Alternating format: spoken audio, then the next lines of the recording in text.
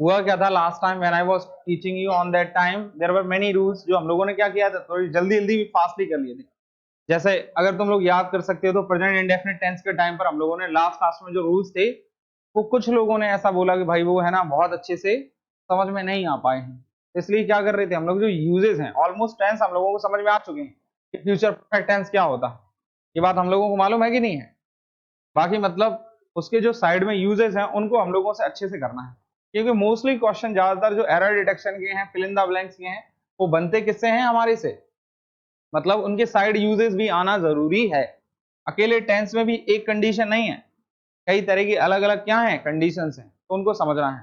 भाई कुछ ऐसे लोग भी हैं, इनको मैं बोल देता हूँ, मुझे कोई ऐसा नहीं दिखना चाहिए, पता चला टाइमिंग ठीक है भाई 2:30 से 3:30 तक हमारा टाइम है, परंतु थोड़ा क्या करें, दिमाग लगाएं, इस टाइम नहा कर आया करो तो एकदम बिल्कुल दिमाग इधर ही रहे। खाना खा के नहीं आना है, पता चला खाना खा के आ रहे हो तो है ना नींद आ रही।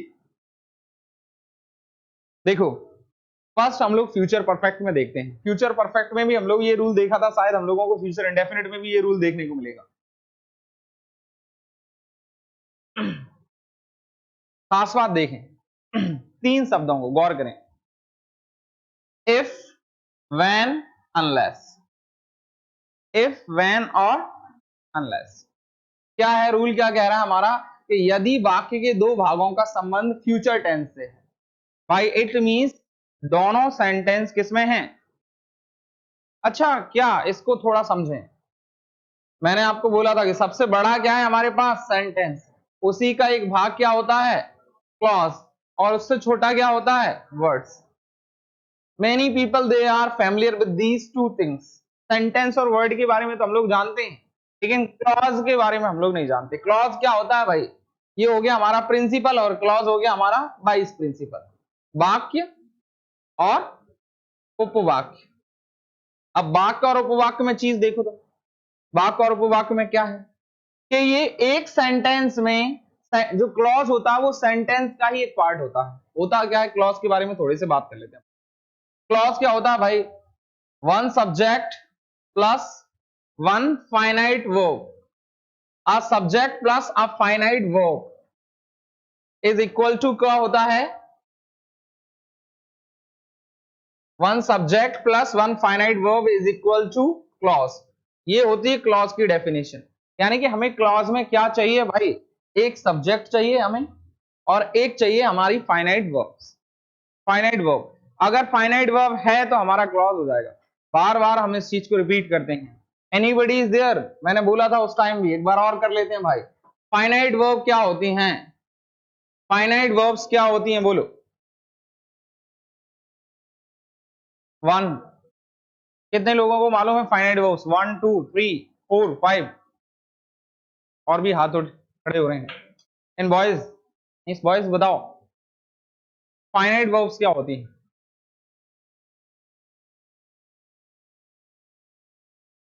बोलो। तुम ही से कह रहा हूं, हाँ बोलो।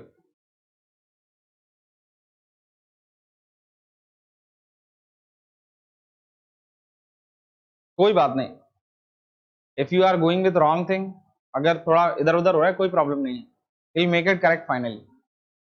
बोलो फाइनाइट वर्ब्स क्या होती हैं।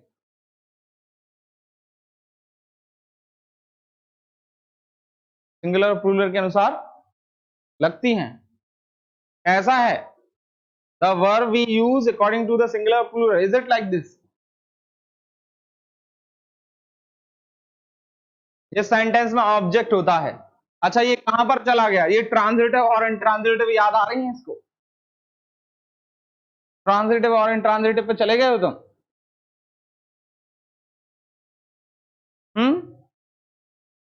फाइनाइट वर्ब क्या होती है, देखो भाई क्लॉज को समझने के लिए,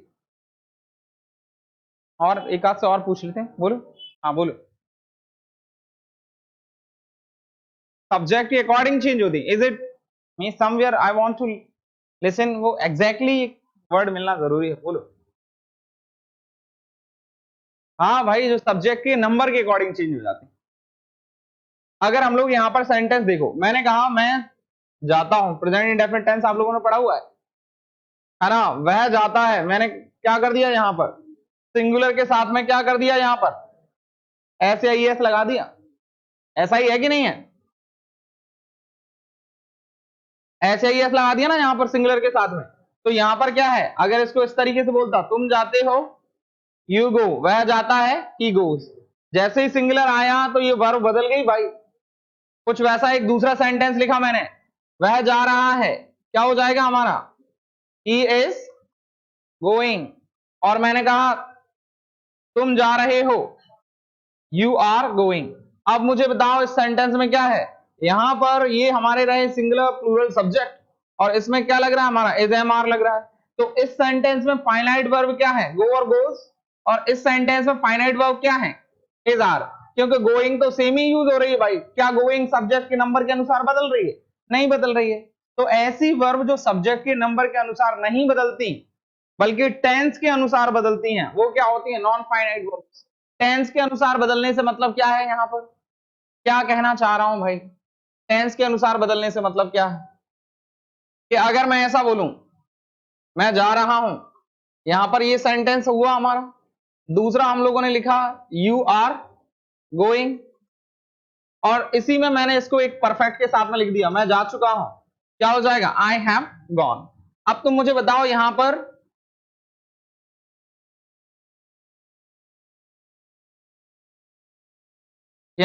इस सेंटेंस में ये प्रेजेंट कंटिन्यूस का सेंटेंस बन रहे हैं दो, और ये प्रेजेंट कंटिन्यूस के सेंटेंस में एम और आर तो सब्जेक्ट के अनुसार बदल रही हैं, लेकिन गोइंग बदल रही है क्या, नहीं बदल रही। ये जो वर्ब है टेंस बदला, प्रेजेंट कंटिन्यूस कहां पर आ गया हमारा, पास्ट परफेक्ट में, सॉरी प्रेजेंट परफेक्ट में आ गया, तो हमारी क्या गॉन में बदल गया ये, यानी कि ये क्या है, टेंस के अनुसार बदल रही है। जो टेंस के अनुसार बदलती हैं वो क्या होती हैं, नॉन फाइनाइट वर्ब्स, और जो सब्जेक्ट के नंबर के अनुसार बदलती हैं वो क्या होती हैं, फाइनाइट वर्ब्स। अब हमें क्या है, मतलब समझ पा रहे हो, किसी भी सेंटेंस में एक सब्जेक्ट का होना जरूरी है और एक फाइनाइट वर्ब्स का होना जरूरी है, यानी कि जो सब्जेक्ट के नंबर के अनुसार बदलती है। अब वो क्या है, ये दोनों मिल जाते हैं तो वो क्या बन जाता है, क्लॉज। इसको हम क्या बोल रहे हैं हिंदी में, उपवाक्य। अब एक सेंटेंस में क्या होता है, एक से ज्यादा भी क्लॉज होते हैं। सेंटेंस एक हो सकता है, एक सेंटेंस में दो क्लॉज हो सकते हैं, तीन भी क्लॉज हो सकते हैं, क्या ये बात ठीक है, लेकिन सेंटेंस एक ही होगा तो क्लॉज ज्यादा हो सकते हैं। अब कुछ बात यहां पर चल रही है तो कुछ वैसे ही है कि जब यदि वाक्य के दो भागों का संबंध, दो भागों का संबंध मतलब क्या, क्लॉज के बारे में बात चल रही है यहां पर। अगर एक सेंटेंस है उसमें दो क्लॉज हैं, और दोनों क्लॉज के बारे में अगर हम लोग बात करें तो वाक्य के एक भाग के पहले शर्त इफ व्हेन और अनलेस, लास्ट टाइम हम इफ यू कैन रिमेंबर तो हम लोगों ने बात की थी शायद कि अनटिल और अनलेस दो वर्ड होते हैं, ये कौन कौन से हमारे पास, अनटिल और अनलेस। इन दोनों का यूज क्या होता है, अनटिल हम लोगों का क्या है, कब के लिए यूज किया जाता है, टाइम के सेंस में। अनलेस किसके यूज में किया जाता है, जब आप किसी के सामने क्या रख देते हैं भाई, कंडीशन रख देते हैं, कंडीशन रख दी आपने, शर्त रख दी उसके सामने। तो एक होता है टाइम के सेंस में, टाइम के सेंस में मतलब जैसे मान लो मैं डेली क्या है काम करता हूं, और रात तक मैंने क्या है ऑफिस में काम किया, और मैंने एक सेंटेंस बोला कि मैं जब तक फोन नहीं उठाता जब तक मैं घर नहीं पहुंच जाता। ये कोई शर्त थोड़ी ना है, कंडीशन थोड़ी ना है, किसी के सामने शर्त रखी है मैंने, नहीं रखी ना। ये तो टाइम है कि मैंने क्या है, फालतू मेरा माइंड डिस्ट्रैक्ट ना हो, तो मैं इस काम को जब तक नहीं करता जब तक कि मैं घर नहीं पहुंच जाता। एक टाइम के बाद मैं पहुंच जाता हूं, फिर उसके बाद मैं क्या उस काम को कर लेता। क्या ये बात ठीक है? उस सेंस में क्या है, हम लोग किसका यूज करेंगे भाई, अनटिल का यूज करेंगे। अब शर्त क्या है हमारे पास में, कंडीशन दूसरा, शर्त क्या रख दी हम लोगों ने। जैसे कुछ लोग ऐसे होते हैं, तुमने देखा होगा, वो जब तक हम लोगों को याद नहीं करते जब तक कि उनको जरूरत नहीं पड़ती, मतलब उनके सामने कंडीशन होती है। कंडीशन क्या, जब उनको जरूरत पड़ती है तभी वो हमें, समझ रहे हो, एक शर्त हो जाती है उनके सामने, जब तक वो नहीं होगा तब तक वो नहीं करते हैं। दूसरा, कुछ और भी शर्त रख लेते हैं।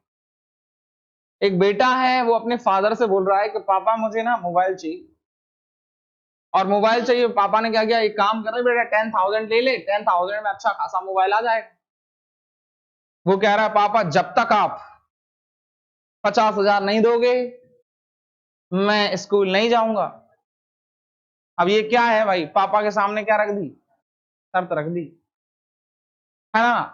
तो क्या है, इसी वजह से हम लोग यहाँ पर क्या लिखा हुआ है कि जब दोनों ही वाक्य के दोनों ही भागों का संबंध क्या हो जाए, फ्यूचर टेंस हो, और एक भाग के पहले किसी के क्या आ गई, शर्त आ गई। शर्त यानी क्या, अगर आप ऐसा करते हैं, है ना, तो इफ, व्हेन और अनलेस, अगर नहीं, अनलेस का मतलब अगर नहीं, अंटिल, भाई इसमें एक और देख लें, क्या, अंटिल इत्यादि का प्रयोग किया गया है, तो जिस वाक्य के पहले शर्त का प्रयोग किया जाता है, जिस वाक्य के पहले शर्त का प्रयोग किया जाता है, उस वाक्य की क्रिया को प्रेजेंट इंडेफिनिट टेंस में रखते हैं, होती है, और वाक्य के दूसरे भाग को हम फ्यूचर टेंस में रखते हैं। आप शॉर्ट भाषा में देख लें, बिल्कुल हमें इस रूल को समझने के लिए डायरेक्ट देखें, एक एग्जांपल के थ्रू मैं आपको एक्सप्लेन करता हूं। एक एग्जांपल ले लेते हैं, देखिए भाई, सिंपल देखें, हमारे पास ऑप्शन कितने हैं, इफ, व्हेन, अंटिल और अनलेस।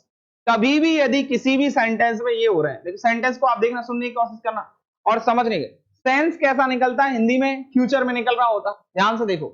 अगर तुम मेहनत करोगे तो तुम पास हो जाओगे एग्जामिनेशन, कब हो जाओगे भाई, अगर तुम मेहनत करोगे।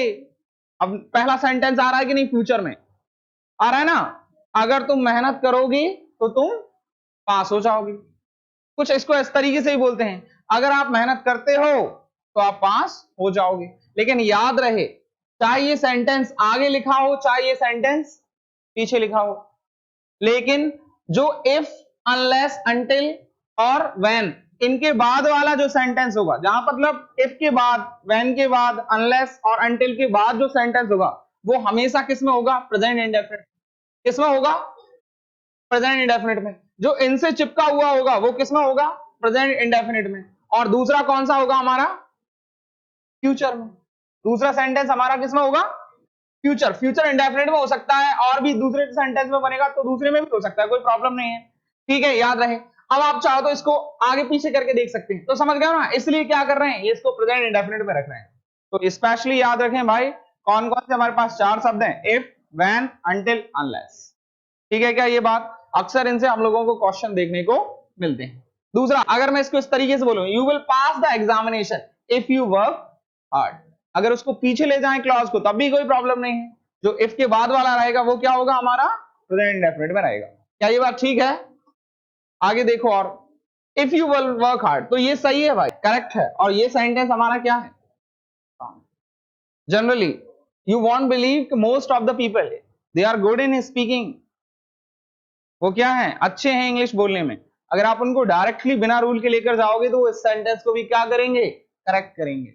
वो कहेंगे इसमें क्या प्रॉब्लम है, अगर आप मेहनत करोगे तो आप पास हो जाओगे, ठीक है ना। लेकिन रूल समझ पा रहे हो आप लोग, पीछे भाई, हाँ आपस में बात नहीं करना है। I shall not go until he comes, I shall not go until he comes, second में आ रहा है भाई, इसका हिंदी क्या है, मैं जब तक नहीं जाऊंगा जब तक वह नहीं आ जाता, जब तक मैं नहीं जाऊंगा जब तक वह। तो तुमने एक सुग्रीव और वाली वाली स्टोरी नहीं सुनी एक बार, है ना, वाली है ना, एक गुफा के अंदर चला गया था, और गुफा के अंदर चलने के बाद में उसका बहुत लंबे समय तक युद्ध चला, ऐसा कुछ है ना भाई। पता चला जब तक सुग्रीव बाहर ही बैठा है बेचारा, है ना, जब तक मेरा बड़ा भाई बाहर नहीं आ जाता तब तक मैं नहीं जाऊंगा, कुछ वैसा ही, ठीक है ना। लेकिन सेंटेंस आप देख पा रहे होगे कि मैं अभी थोड़ी देर पहले ही बोल रहा था,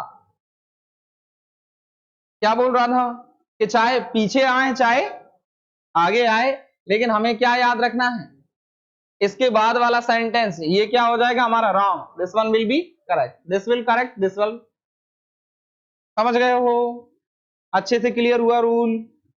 ये रूल बहुत आता है एग्जाम्स में।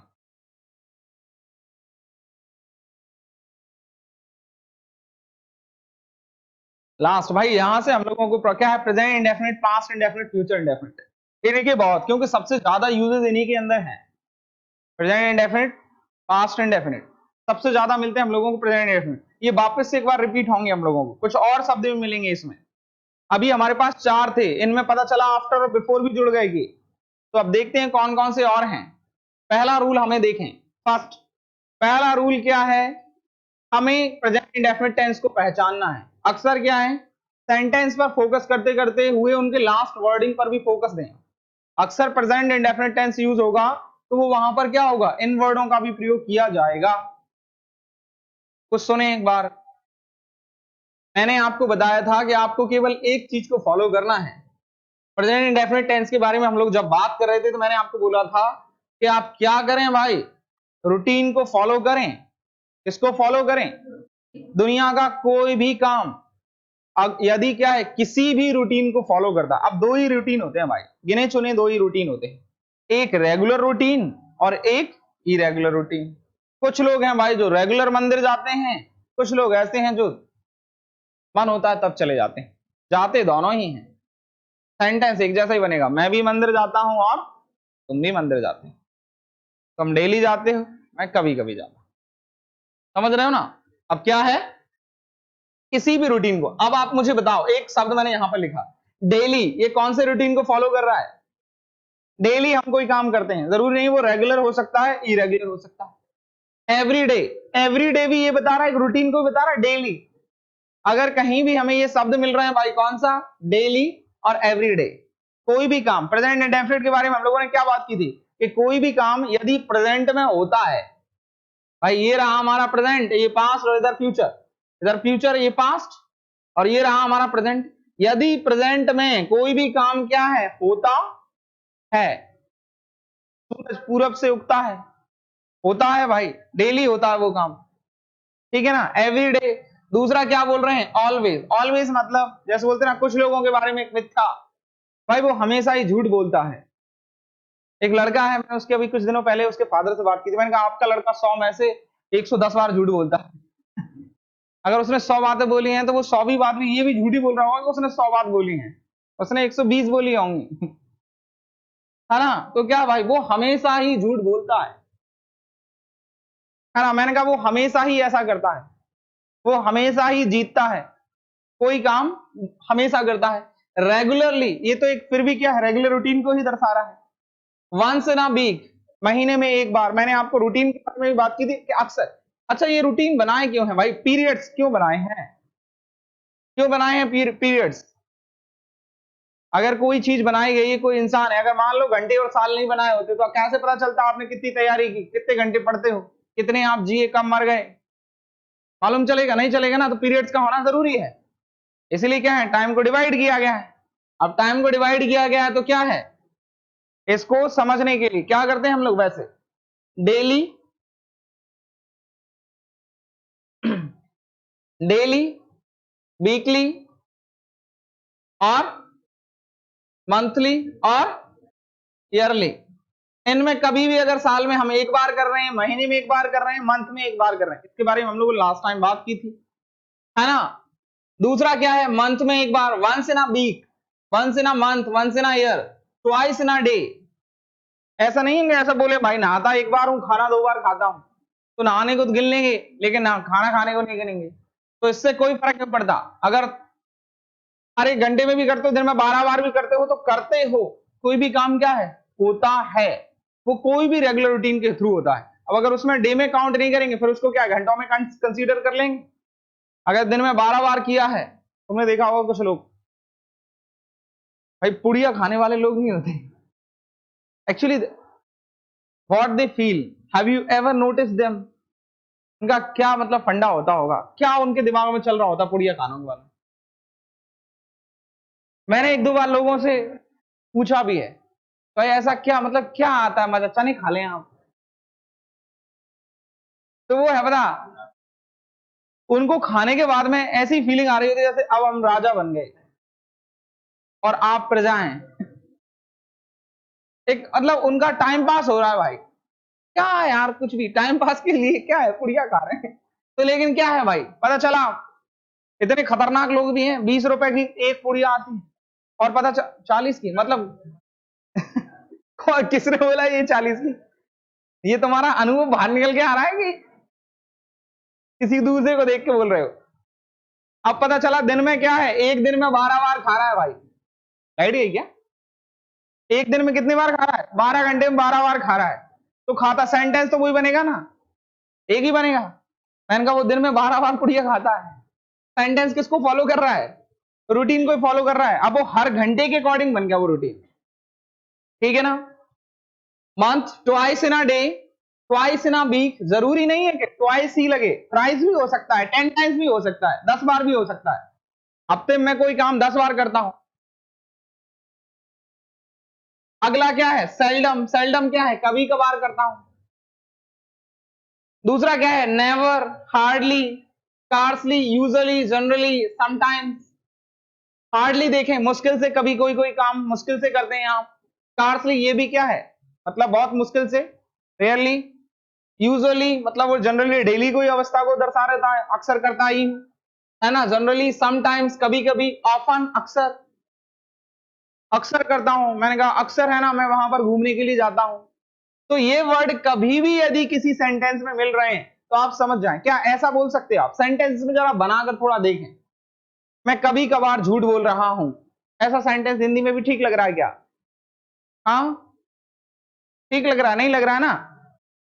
दूसरा, या फिर मैं ऐसे बोलूं, some time I am telling lie, तो वो सेंटेंस सूट नहीं करेगा, वो कंटिन्यूस में जाएगा ही नहीं, परफेक्ट में जाएगा ही नहीं। तो क्या करें भाई, कि ये शब्द कभी भी यदि हम लोग मिल रहे हैं, दो शब्द और बता देता हूं, उस टाइम भी बोला था मैंने, कौन सा, रेगुलर और इरेगुलर।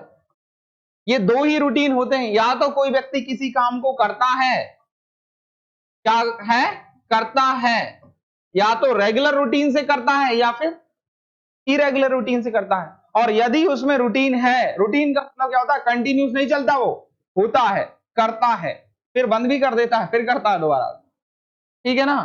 तो यदि रूटीन को फॉलो करता है, चाहे वो रेगुलर हो चाहे वो इरेगुलर। इसमें कुछ शब्द ऐसे हैं जो रेगुलर रूटीन को दर्शा रहे हैं, और कुछ शब्द ऐसे हैं जो इरेगुलर रूटीन को दर्शा रहे हैं, जैसे कि हार्डली, सेल्डम, समटाइम्स, ऑफन। कुछ ऐसे हैं जो क्या है, रेगुलर को दर्शा रहे हैं, और कुछ इरेगुलर को दर्शा रहे हैं। तो हमेशा टेंस कौन सा बनना चाहिए भाई, प्रेजेंट इंडेफिनिट ही बनना चाहिए। तो अगर किसी सेंटेंस में हमें ये शब्द मिल रहे हैं तो क्या करें, वो उस तरीके से बोल सकते हैं, यदि ये शब्द, ये वर्ड्स किसी भी सेंटेंस में पाए जाते तो हमें उनको किस में रखना है, प्रेजेंट इंडेफिनिट में। और अगर किसी दूसरे सेंटेंस में लगे हुए हैं तो क्या कर दें, गलत कर दें उनको, ठीक है। देखें, ही ऑलवेज कम्स लेट, इसका क्या मतलब है भाई, वो हमेशा ही क्या करता है, लेट आता है। अब ये हमेशा लेट आता है, तो ये एक रेगुलर रूटीन हो, कौन सा रूटीन हुआ, तो हमेशा ही ऐसा करता है। इसमें रेगुलर इरेगुलर की बात ही, रूटीन के बारे में बात कर रहे हैं। ही ऑलवेज कमिंग लेट, अब यहां पर देखो आप, वह हमेशा ही लेट आ रहा है, मतलब आ ही रहा है, अभी बीच रास्ते में है अभी, तो ऐसा नहीं होगा ना। The children are going to school at 10 AM daily, daily तो यहां पर होगा नहीं, तो ऐसा नहीं करना है। एक हम लोगों ने एक बीच में एक रूल पढ़ा हुआ था कि फ्यूचर की कोई निश्चित क्या है, निश्चित क्या, निश्चित योजना के लिए भी क्या है, निकट भविष्य की कोई निश्चित योजना को बताने के लिए भी हम लोग इसका यूज करते हैं, प्रेजेंट कंटिन्यूअस टेंस का यूज करते हैं। लेकिन ये कोई निश्चित योजना में भी नहीं आ रहा है, तो क्या करें, the children go to school at 10 AM daily. तो यहां पर देखें आप, दो सेंटेंस लिखे हुए हमारे, ये वाला पहला वाला सही है,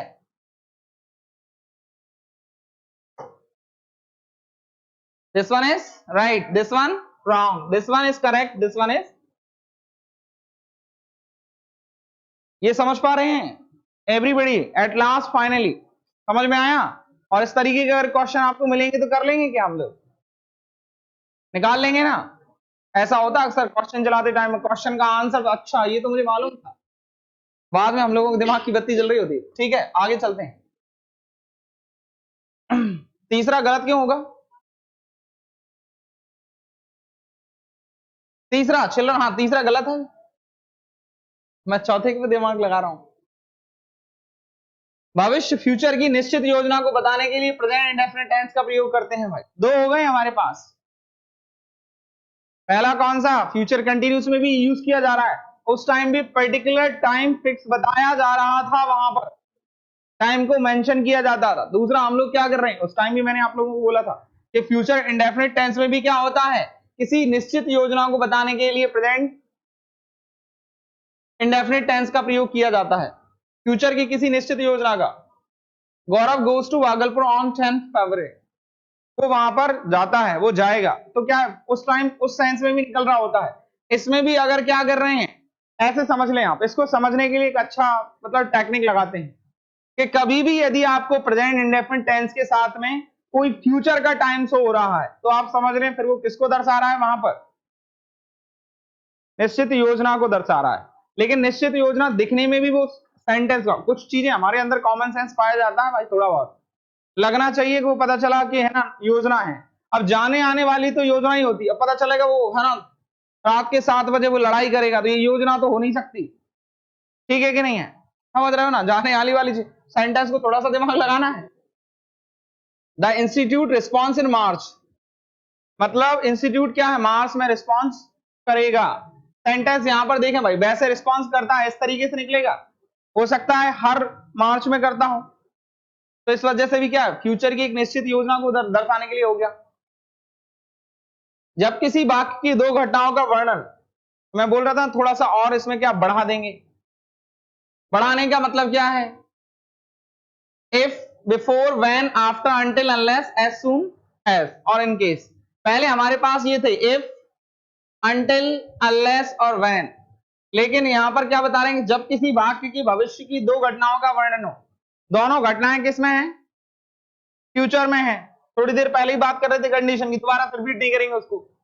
दूसरा क्या है, टिल के बाद आने वाले क्लॉज को प्रेजेंट इंडेफिनिट टेंस में रखा जाता है। इसमें हम लोग 2-3 और ऐड कर लेंगे कि इनके बाद प्रयोग किए जाने वाला जो क्लॉज होगा, अभी हम लोगों ने बात की थी ना क्लॉज के बारे में,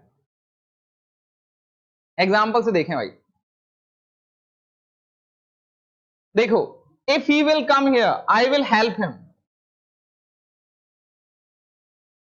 ये सेंटेंस एक है, सेंटेंस कैसा है ये, लेकिन इसमें दो क्लॉज हैं, एक ये वाला और एक ये, दो क्लॉज हैं सेंटेंस, और दोनों ही क्लॉजों की क्या किसके बारे में बात चल रही, संबंध किससे रख रहे हैं, फ्यूचर टेंस, किससे रख रहे हैं। अब बात क्या चल रही है कि अगर कहीं पे हमें इफ मिल रहा है, in case, till, until, before, और इसमें दो जुड़ गए, बिफोर और आफ्टर भी जुड़ गए भाई, as soon as, in case, अगर इन केस आप ऐसा करते हैं तो वो भी एक कंडीशन को दर्शा रहा है, ठीक है। तो आप क्या करेंगे, इनके बाद आने वाला क्लॉज है वो हमेशा किस में रखेंगे, आप प्रेजेंट इंडेफिनिट में रखेंगे, बाकी दूसरा वाला क्लॉज है वो किस में रखा जाएगा, फ्यूचर में, ठीक है। अब इससे कोई फर्क नहीं पड़ता कि वो क्लॉज आगे आ रहा है या पीछे आ रहा है, क्या ये बात ठीक है। If he comes here, first sentence में आप देख रहे हो क्या प्रॉब्लम थी, उसमें हम लोगों ने डिस्कस किया ही नहीं है, इफ आ रहा है तो ये यहां पर क्या हो रहा था, ही विल कम हियर, अगर वह यहां पर आता है तो मैं उसकी मदद करूंगा, तो क्या होना चाहिए इसको, ये प्रेजेंट इंडेफिनिट होना चाहिए, ठीक है ना। यानी कि दूसरा सेंटेंस हमारा क्या है, करेक्ट है, और first one is wrong. Unless they will labour hard they will not get good marks, unless they labour hard they will not get good marks. अब भाई टेंस का आना जरूरी क्यों है, आप मुझे बताओ, कुछ इस तरीके के क्वेश्चन टेंस में पूछे जा रहे हैं, अब तुम ही मुझे बताओ, सामने वाला इंसान टेंस पहचाने की कंडीशन में ही नहीं है, उसको यही नहीं पता प्रेजेंट इंडेफिनिट होता क्या है, तो वो क्या इस तरीके के सेंटेंस को पहचान पाएगा। और हिंदी सेंस भी निकालते चले डायरेक्ट, भाई कुछ लोग कह रहे हैं कि सर हमें रूल समझ, जिनको भाई ट्रांसलेशन भी आ रहा है, एकदम अर्थ भी निकाल पा रहे हैं, सेंटेंस को डीप तरीके से भी समझ पा रहे हैं, उन लोगों के लिए क्या बात है, तो वो तो इनको समझने एक बार पढ़ने के बाद में भी उनके दिमाग में बैठ रहा है कि हाँ ये क्या चल रहा है। कुछ लोग ऐसे हैं जिनको भाई पता चला कि ये ट्रांसलेशन नहीं समझ पा रहा, तो डायरेक्ट भी याद रख लें क्या, इफ, अनलेस, अनटिल और after, before, as soon as, in case और टिल, है ना, उंगलियों पे कर लें, इनके बाद यदि कभी भी, और दोनों वाक्य किससे होना चाहिए, फ्यूचर से संबंध रखते हो, तो इनके बाद आने वाला वाक्य जो होगा वो किसमें होगा, क्लॉज, सॉरी प्रेजेंट इंडेफिनिट में होगा, ठीक है ना। उस हिसाब से देखें भाई क्या है, ये हमारा रॉन्ग है, ये करेक्ट है। अनलेस दे बिल, यहां पर बिल लगा हुआ है, जब तक वो मेहनत नहीं करेंगे मजदूरों की तरह तब तक क्या है, अच्छे नंबर नहीं आएंगे, ठीक है। Unless they labour hard, labour hard से मतलब मेहनत, ज्यादा मेहनत करने के लिए बोल रहे हैं, क्योंकि दे वर्क हार्ड अलॉट, है ना, ये करेक्ट है हमारा। कैसे मालूम चलता है, बिल लगा हुआ है भाई, कहीं भी यदि सेंटेंस में आपको शैल और विल दिख जाए, इसका मतलब क्या है, शैल और विल हमेशा किसको दर्शाने, ये बनाए काय के लिए गए हैं वैसे, फ्यूचर के लिए। एक और बात आपको बता दूं मैं तुम्हें, विल और शैल हेल्पिंग वर्ब थोड़ी ना होती हैं। विल और शैल हेल्पिंग वर्ब होती हैं क्या? तुम्हें पता है हेल्पिंग वर्ब तो तीन ही तरह की है हमारे पास। कौन सी? Verb to be, verb to have और वर्ब टू डू। इसमें हमारे पास कौन कौन सी आ जाती हैं? इज, एम, आर और वॉज वर्ब। और हैव, वर्ब टू हैव में हमारे पास क्या आ जाती हैं?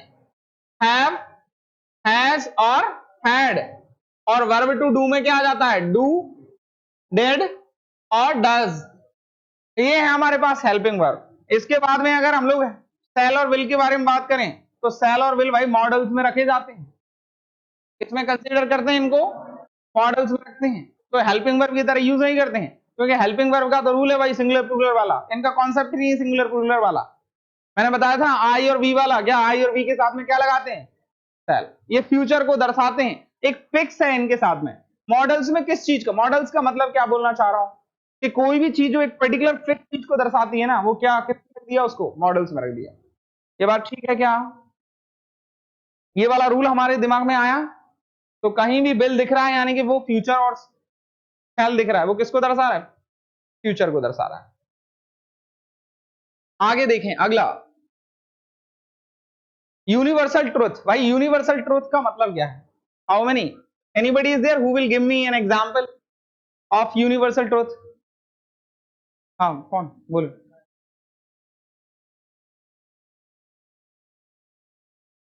हाँ,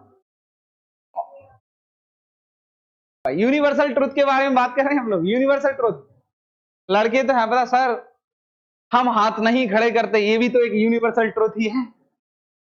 क्यों? बोलो।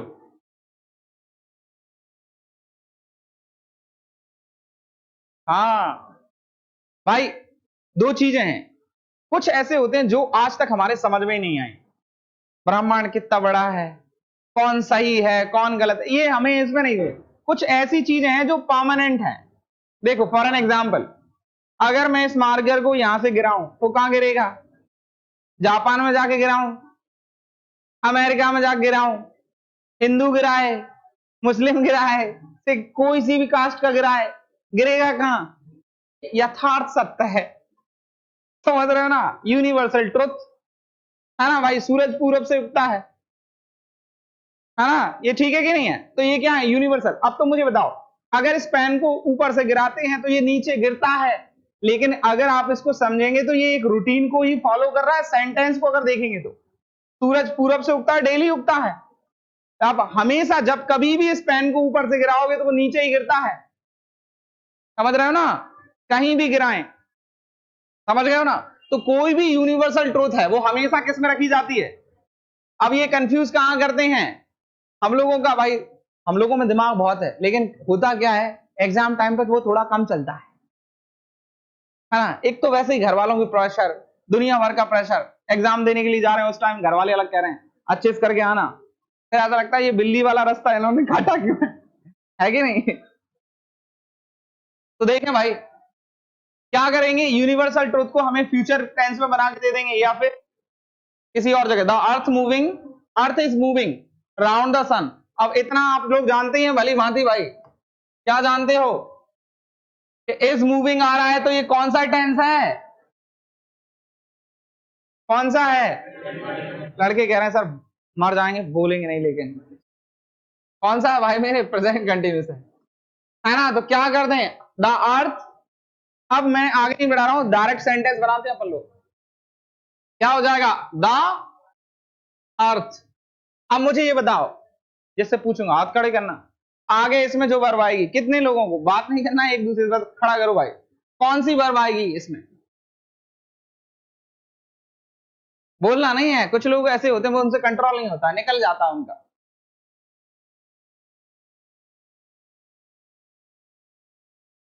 तुम्हारे पास ऑप्शन में दे देते हैं हम लोग, तीन है हमारे पास, मूविंग, मूव्स और move.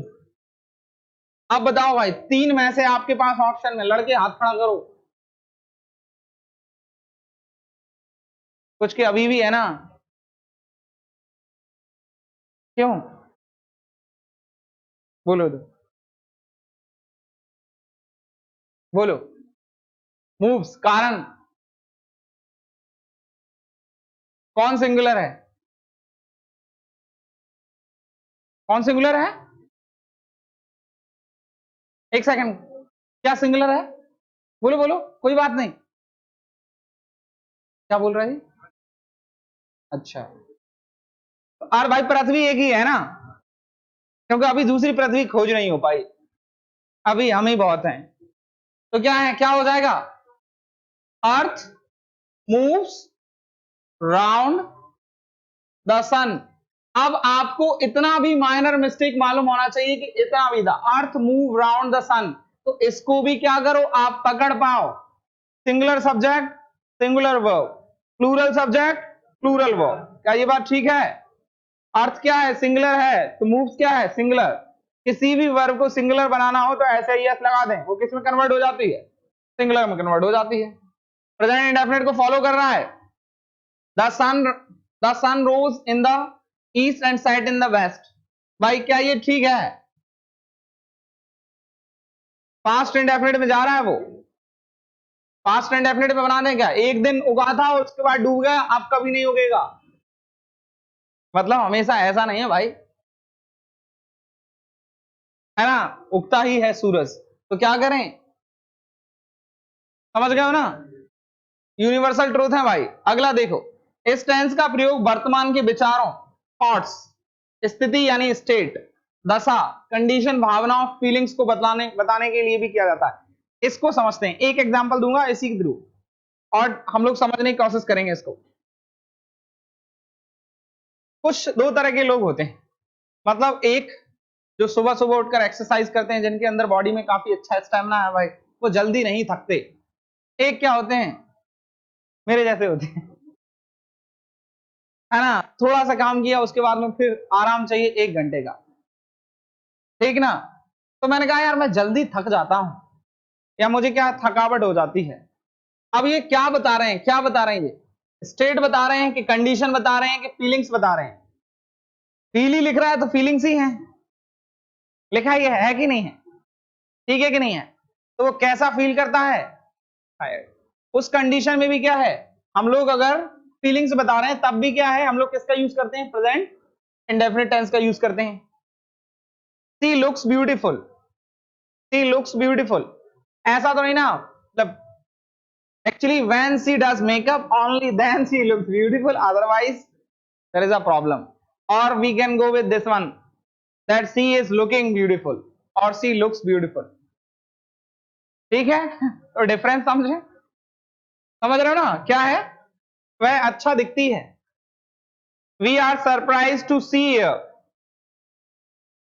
to see her here, we are surprised to see her here, क्या ये ठीक है, क्या प्रॉब्लम है इसमें, क्या होगा इसका,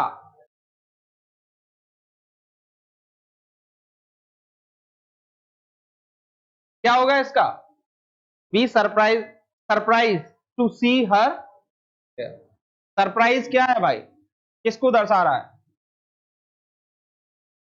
फीलिंग्स, कंडीशन, स्टेट, स्टेट मतलब क्या, अवस्था, यू आर पुअर, ठीक है ना, तो वो किसको दर्शा रहे हैं अवस्था को, तो क्या होगा, सरप्राइज होगा, प्रेजेंट इंडेफिनिट में जाएगा, तो ये किसको दर्शा रहा है, ये है तो प्रेजेंट ही, परंतु हमें इसको किस में बनाना है, प्रेजेंट इंडेफिनिट। अच्छा ये प्रेजेंट है और प्रेजेंट इंडेफिनिट कह रहा हूं, तो इनमें दोनों में अंतर है कि नहीं है, क्या अंतर है भाई, प्रेजेंट इंडेफिनिट और इस सेंटेंस में क्या अंतर है, बोलें, हु विल टेल, क्या अंतर है इनमें, ये कौन से, इस टेंस को किस में रखा जाएगा, प्रेजेंट इंडेफिनिट में, प्रेजेंट कंटीन्यूअस में, प्रेजेंट परफेक्ट कंटीन्यूअस में, लिख लेते हैं एक बार और इधर ऊपर, कुछ लोगों को छोटा अगर दिख रहा हो, क्या लिखा हुआ है भाई, we are surprised to see her here. बताओ ये कौन, इस सेंटेंस को कौन से टेंस में रखें? हाँ इसमें एक्टिव पैसिव वॉइस। भाई सोच लो, 1 मिनट का टाइम देते हैं। Anybody is there? कोई है जो? If you are sure then you can raise and little bit here and there, तो थोड़ा बहुत जरा जरा कोई बात नहीं चलेगा वो। बोलो। प्रेजेंट परफेक्ट में। और बोले भाई किसमें और?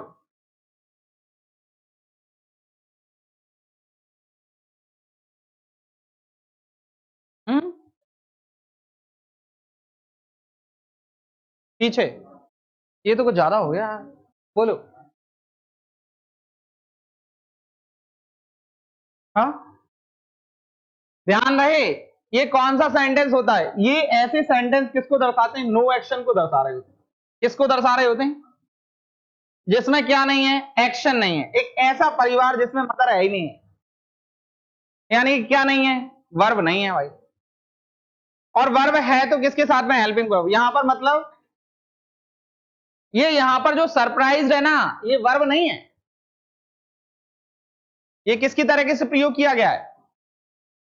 किसकी तरीके से प्रयोग किया गया है? नाउन की तरीके से प्रयोग किया गया है। जनरली इसको देखें तो ये पैसिव का, ये जो बोल रहा था ना कि पैसिव का सेंटेंस हो गया ये। हाँ पैसिव का सेंटेंस आप कह सकते हो भाई, क्योंकि एजएमआर और वॉज के बाद में क्या लगा हुआ है? अगर कभी वर्ब लगी हुई तो थर्ड फॉर्म होना चाहिए। लेकिन यहां पर मैंने कहा वी आर इंटेलिजेंट। अब we are intelligent, intelligent is verb. Verb है क्या इंटेलिजेंट? वी आर ऑनेस्ट, तो किसको दर्शा रहे होते हैं? नो एक्शन को दर्शा रहे होते हैं। और नो एक्शन को दर्शा रहे होते हैं तो वहां पर होता क्या है? इनको जो नो एक्शन वाले सेंटेंस होते हैं वो प्रेजेंट में होते हैं, या पास्ट में होते हैं, या उनका प्रेजेंट पास्ट फ्यूचर ही होता है। उनको ना इंडेफिनिट में रख सकते, ना कंटिन्यूस में रख सकते, ना परफेक्ट में रख सकते। ठीक है, अगर इसको हम लोग यहां पर क्या माने? नाउन। और यदि हम इसको क्या मान लें? वर्ब मान लें, जैसा कि बोल रहा है कि सर ये पैसिव का सेंटेंस हो गया, और यदि ये पैसिव का सेंटेंस है तो फिर जब इसको एक्टिव में कन्वर्ट करेंगे तो उस हिसाब से ये कौन सा होगा? प्रेजेंट इंडेफिनिट होगा। क्या ये बात ठीक है? प्रेजेंट इंडेफिनिट में होगा कि नहीं होगा? ये हम लोग बाद में बात करेंगे इसके बारे में जब आप पैसिव पढ़ोगे, क्योंकि पैसिव के पास अपने पास प्रेजेंट इंडेफिनिट के पास अपनी खुद की हेल्पिंग वर्ब नहीं होती है। पॉजिटिव सेंटेंस में हेल्पिंग वर्ब नहीं होती है, इस वजह से क्या है, ये कंटिन्यूस उससे उधार ले लेते हैं। ये बहुत लंबी कहानी है भाई, जब पैसिव पढ़ेंगे तो हम लोग इस पर बात करेंगे। ठीक है, बढ़े आगे। पैसिव पढ़ेंगे तो याद रखना, ये सेंटेंस में याद रखूंगा, इसको बताऊंगा आपको। हाँ कौन सा? हाँ मतलब पैसे में वो करें तो हाँ, इसको सरप्राइज के साथ जाना, प्रेजेंट इंडेफिनिट में एक्टिव में लेकर जाओ, एक्टिव में लेकर जाओ। एक्टिव में तो ये बनेगा ही नहीं, एक्टिव में नहीं बनेगा तो फिर पैसे में रहने देंगे उस हिसाब से। क्यों भाई ये सेंटेंस, चलो अच्छा एक बार और ध्यान देगा। क्यों? क्या ये सेंटेंस हमारा जो है ये प्रेजेंट इंडेफिनिट में बन जाएगा क्या? इस तरीके से बन जाएगा, we surprise,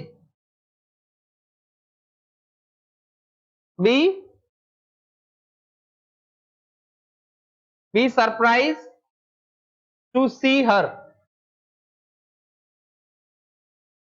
to see her here. क्या ये सेंटेंस बन जाएगा क्या?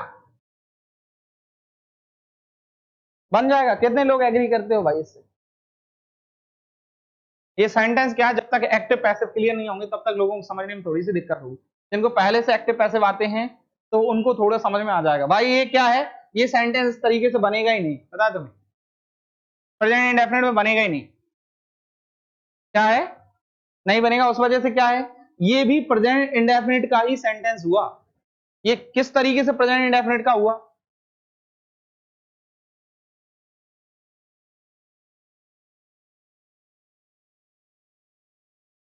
ये तुमने इस तरीके से कर रखा है। बाकी क्या है कि ये सेंटेंस पैसिव के तरीके से सही है। किसके तरीके से सही है? और पैसिव के तरीके से देखा जाए तो ये सेंटेंस किसको फॉलो कर रहा है? प्रेजेंट इंडेफिनिट को ही फॉलो कर रहा है। आप लोग इसको इस तरीके से समझ लें, कभी भी इज एम आर के बाद में आपको डायरेक्ट थर्ड फॉर्म दिख जाए, समझ लेना वो कौन सा टेंस है, प्रेजेंट इंडेफिनिट, लेकिन सेंटेंस कौन सा है, पैसिव। कभी भी इज एम आर के बाद में अगर थर्ड फॉर्म लग रही है मतलब पैसिव का ही सेंटेंस है, क्योंकि पैसिव की पहचान ही क्या होती है, थर्ड फॉर्म। भाई पैसिव में नहीं जा सकते हम लोग अभी डीप, बहुत लंबा कॉन्सेप्ट है, पैसिव पढ़ेंगे अपन लोग। पास्ट इंडेफिनिट को देखो, यदि किसी वाक्य में एगो यस्टरडे लास्ट वीक,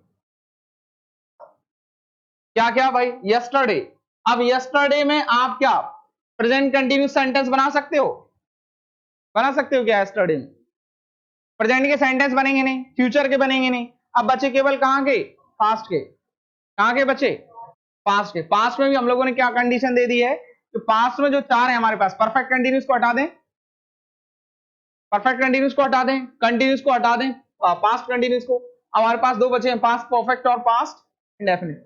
उसमें भी हम लोग स्पेशली किस पर फोकस कर रहे हैं, पास्ट इंडेफिनिट पे।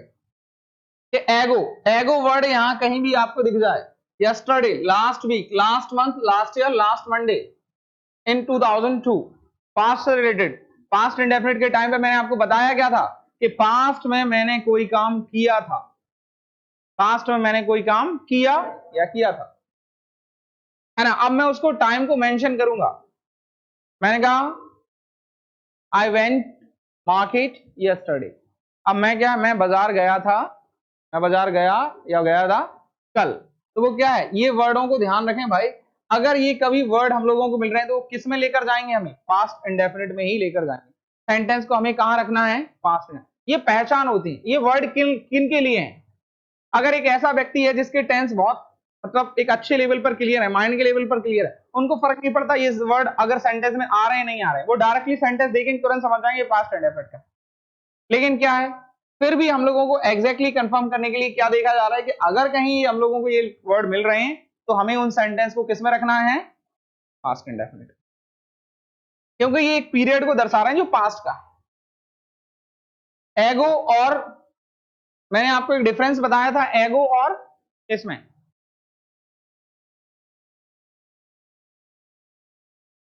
ध्यान करना, अभी बताता हूं। देखें, मनोज केम हियर यस्टरडे, ठीक है क्या, ठीक है ना। दूसरा, मनोज हैज कम हियर, क्या है, प्रेजेंट परफेक्ट का हम लोगों ने एक रूल देखा था कि भाई पास्ट में यदि कोई कार्य हुआ है और उसका अगर प्रभाव प्रेजेंट में भी है तब भी हम लोग प्रेजेंट परफेक्ट का मतलब यूज करते हैं, लेकिन यहां पर आने जाने वाले में प्रेजेंट परफेक्ट का क्या है, प्रभाव थोड़ी ना बात चल रही है यहां पर, तो क्या करेंगे हम लोग, इसको रॉन्ग करें। He did not complete his work last night, is it correct, भाई डिड लगा हुआ है, और डिड के बाद हमेशा एक बात याद रखें, जहां कहीं भी डिड है फर्स्ट फॉर्म होना चाहिए, कौन सी होना चाहिए, first form. He has not completed क्या हो जाएगा, किस में रख दिया, ये प्रेजेंट परफेक्ट है, ये पास्ट इंडेफिनिट है।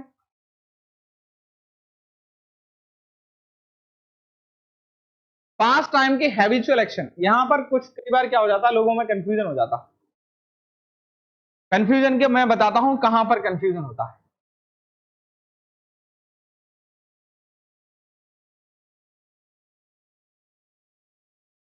अक्सर क्या है, होता क्या है, कुछ लोग जिनको इंग्लिश की स्टार्टिंग में ऐसा होता है भाई, एक मॉडल्स होता है जिसको हम लोग बोलते हैं यूज टू, क्या बोलते हैं, यूज टू। भाई क्या होता है, यूज टू का मतलब है जैसे बोलते हैं ना वो आदत में पड़ गया, यूज टू मतलब क्या, आदत में, यूज टू हो जाते हैं हम लोग। अब इसको कुछ इस तरीके से, किस तरीके से मैं आपको बताता हूं, मान लो आपको क्या है भाई, किसी को सर्दी खांसी सर्दी हो गई है, अब वो क्या है, क्या यूज करते हैं, विक्स, क्या यूज करते हैं, झंडू बाम, क्या, पता नहीं यार मुझे सरा समझ, मैंने तो देखा ही नहीं जो तुम नाम ले रहे हो, किसको कह रहे हैं, किसको यूज करते हैं, क्यों, मुझे एग्जैक्टली क्लियर नहीं है भाई, क्योंकि मैं नहीं करता हूं, लेकिन कोई भी एक चीज को देखो, आप क्या है, जैसे आपको सर्दी हो गई, आप क्या करें भाई, आप टैबलेट लेने लगे, है ना, एक टाइम ऐसा आएगा जब आपको टैबलेट लेने के बाद में भी आपकी सर्दी अच्छी नहीं होया करेगी, क्योंकि हमारी बॉडी क्या हो जाती है, इम्यून टू हो जाती है, इम्यून हो जाता है हमारा उसमें, तो उसके हैबिचुअल हो जाते हैं। तो यूज टू को दर्शा रहा होता है। यूज टू क्या, एक ऐसा मॉडल है जो पास्ट की हैबिट के लिए ही बताने के लिए यूज किया जाता है। लेकिन यहाँ पर क्या है, कुछ लोग इसको क्या कर लेते हैं कि ओनली जो पास्ट की आदत है वो केवल और केवल यूज टू के थ्रू दर्शाई जाती। तो ऐसा ना करते हुए हम लोग क्या कर रहे हैं कि किसी भी सेंटेंस में यदि हमें पास्ट इंडेफिनिट में है और पास्ट इंडेफिनिट के बाद में हमारे पास ये लेटर उनमें लगे हुए हैं, कौन से, often, always, daily, everyday, week, month, कुछ इस तरीके से लगे हुए हैं, तब हम लोग क्या करें, पास्ट टाइम की आदत बताने के लिए सामान्यतः निम्नलिखित शब्दों का प्रयोग किया जाता है। लेकिन टेंस कौन सा होगा हमारा, देखो दीपक ऑलवेज केम लेट, इसका मतलब यहां पर क्या है कि दीपक हमेशा लेट होता। पास्ट की आदत बता रहे हैं, उसकी पास्ट की हैबिट बताने के लिए भी हम लोग इस चीज का यूज कर लेते हैं। Manjeet often invited me to dinner, ठीक है क्या ये बात है ना, पास्ट इंडेफिनिट के साथ में अगर ये लिखें, नोट हम लोगों ने अभी देखो अभी बताया कि पास्ट की हैबिट बताने के लिए हम लोग यूज टू का भी प्रयोग करते हैं। 90% लोग यूज टू का ही प्रयोग करते हैं, वो इस सेंटेंस का यूज नहीं करते हैं। Rarely I have seen they are using means they are going with this. Past का क्या है, दोनों ही कंडीशन में ये क्या है, एवरीडे, वीक, ये क्या है, एक रूटीन को दर्शा रहे हैं, तो पास्ट के रूटीन को दर्शा रहे हैं तो वो क्या है, यूज टू हो जाएगा। इस वजह से भी हम लोग कर रहे हैं।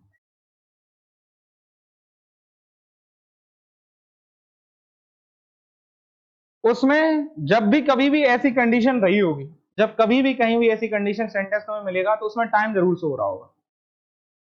क्या हो रहा होगा, टाइम शो हो रहा होगा। अगर तुम्हें पास्ट में बनाना है तो वहां पर यस्टरडे मिल जाएगा, तुम्हें एगो मिल जाएगा, अभी के एगो मिल जाएगा। हाँ मैं उसी के बारे में बात कर रहा हूं। अगर तुम्हें पास्ट इंडेफिनिट में कभी दर्शाना होगा तो उसके साथ में तुम्हें आगे क्या मिल जाएंगे, टाइम शो मिलेगा। जब कभी, क्योंकि दो जगह जब दो रूल आपस में टकराने लगते हैं तो वहां पर वो क्या करते हैं, एक को हेल्प करने के लिए क्या कर देते हैं, मतलब वहां पर टाइम शो कर दिया जाता है।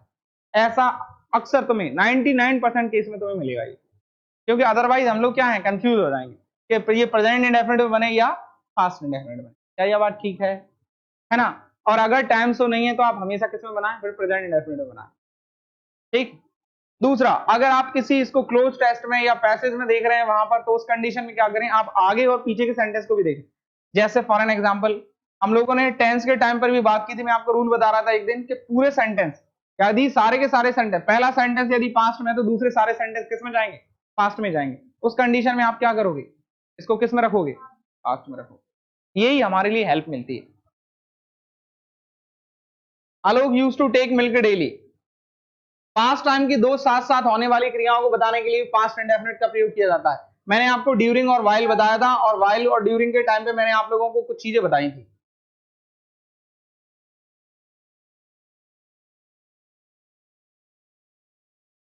देखो इसमें आपको याद क्या रखना है, लोगों को लगता है कि वाइल के बाद में दोनों तरफ कंटिन्यूस टेंस होते हैं, या तो भाई पास्ट इंडेफिनिट है तो दोनों तरफ क्या रखें, पास्ट इंडेफिनिट रखें। इसका मतलब क्या है, she cooked while the children played, जब बच्चों ने खेला था ना तब उसने क्या है, खाना पकाया था। She was cooking while the children were played. इसमें दोनों कंडीशन याद रखें, अगर ये कंटिन्यूस है तो व्हाइल वाला दूसरा सेंटेंस भी किसमें होना चाहिए, कंटिन्यूस में। अगर ये अपना पास्ट इंडेफिनिट में है तो इधर वाला भी कौन सा होना चाहिए, पास्ट इंडेफिनिट में। अब दिक्कत ये ना हो कि पता चला एक इधर वाला क्या है, प्रेजेंट मतलब प्रेजेंट कंटिन्यूस में है, और दूसरा हम लोगों ने यहाँ पर किससे जोड़ दिया, वाइल से, और फिर इधर वाला किस में रख दिया हम लोगों ने, पास्ट इंडेफिनिट में, तो गड़बड़ हो जाएगी। दोनों किस में रहें, इक्वालिटी में रहें। अगर ये अपन ने ध्यान रख लिया, वाइल के दोनों तरफ वर्ब है वो किस में रहना चाहिए, हमेशा इक्वल में रहना चाहिए, तो आपका सेंटेंस क्या हो जाएगा, ऑटोमेटिकली क्या है, करेक्ट हो जाएगा। अब वो साथ में पास्ट की दो साथ साथ होने वाली क्रियाओं के लिए हम लोग क्या है, सीधा आप तो ये देख लें, वाइल अगर कहीं लगा हुआ है या तो पास्ट कंटिन्यूस में यूज होगा या फिर पास्ट इंडेफिनिट में यूज होगा।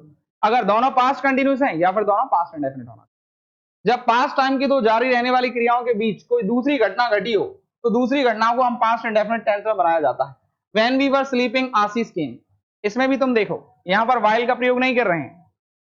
जब एक घटना क्या है, चल रही थी और दूसरी घटना उस टाइम पर हुई थी, तो हम लोग जो दूसरी घटना है, पहली घटना नहीं, दूसरी घटना को हम लोग किस में रखते हैं, पास्ट इंडेफिनिट टेंस में।